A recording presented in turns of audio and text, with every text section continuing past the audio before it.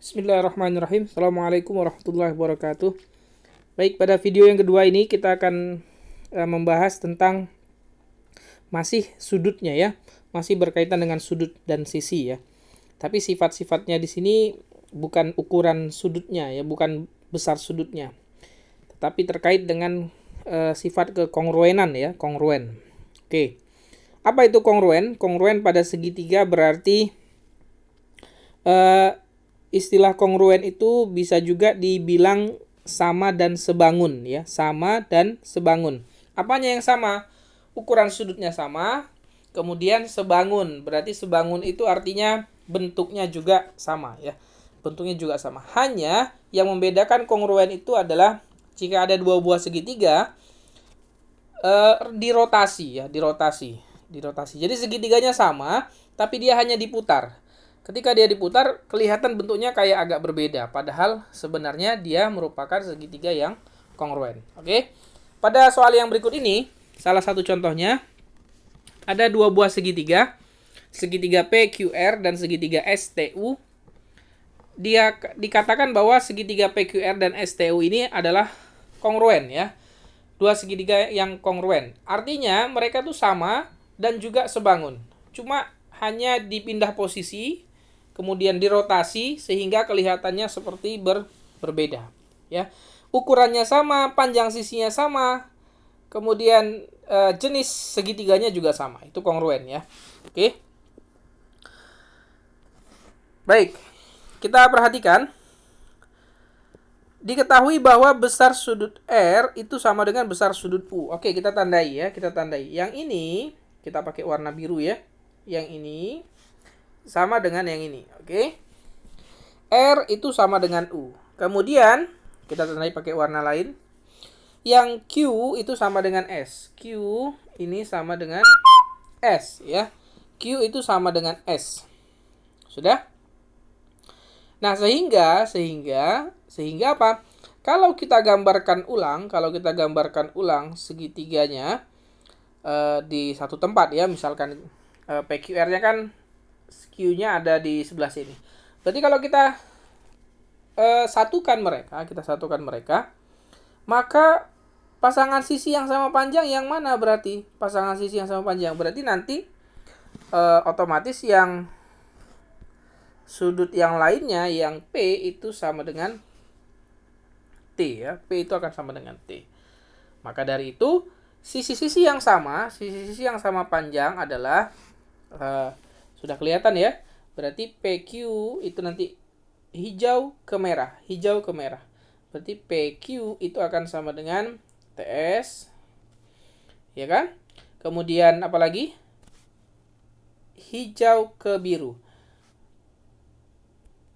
PR itu akan sama dengan TU. Kemudian satu lagi apa? Biru ke merah. RQ itu akan sama dengan biru ke merah, US ya. Oke. Nah, jadi itulah segitiga sisi-sisi yang sama panjang ya. Sisi-sisi yang sama panjang. Berarti kalau kita lihat jawabannya yang mana itu berarti? Ya, pilih yang mana yang ada di sini. Apakah PQ sama dengan TS atau yang lain? Yang mana? Yang ini ya. PQ sama dengan ST. ST dengan TS itu sama ya. Oke. Begitu. Nah, QR itu harus sama dengan US. Ini berarti salah. Yang ini jelas salah. Kemudian ini salah karena QR itu harus sama dengan SU ya kan? PR itu sama dengan TU, ini juga salah. Jadi ingat, kongruen itu tadi tandai yang mana yang ditandai, yang mana yang sisinya sama. Karena saya pakai berbagai warna jadi lebih mudah. Tapi kalau kalian bisa buatnya pakai simbol saja, katakan ini X gitu kan, ini X yang sama gitu ya. Pakai simbol yang lain. Kemudian katakan ini Y gitu kan, ini Y, maka ini juga Y gitu kan. Kemudian ini Z, ini Z. Nah, jadi kan kalian bisa mudah melihatnya. YZ berarti YZ.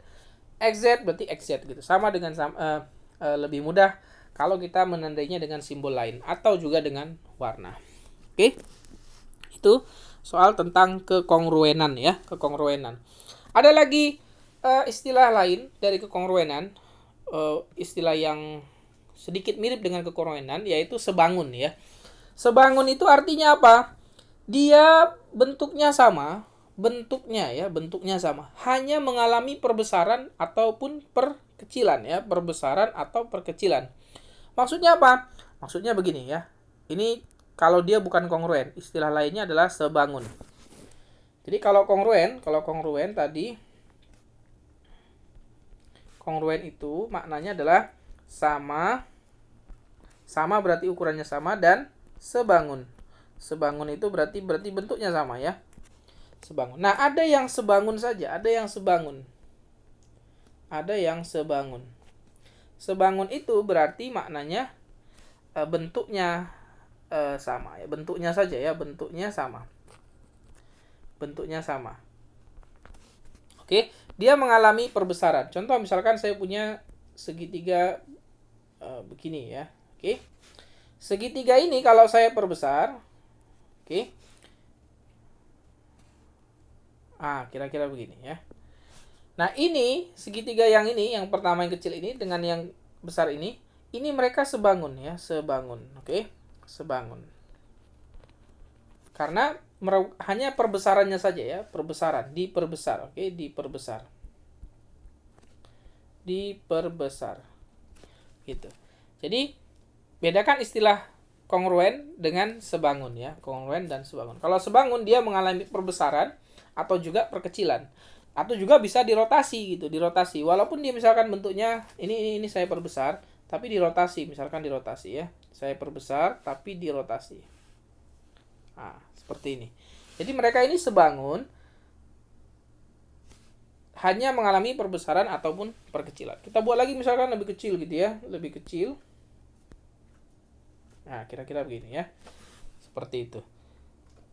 Jadi, sebangun itu mengalami perbesaran atau perkecilan. Tapi kalau kongruen, dia sama dan sebangun. Sama, ukurannya sama. Ini ukurannya ya, ukuran sudut.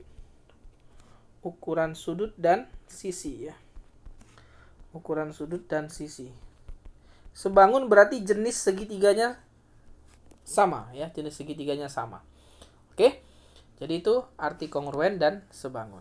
Silakan dipahami, semoga bisa dimengerti ya.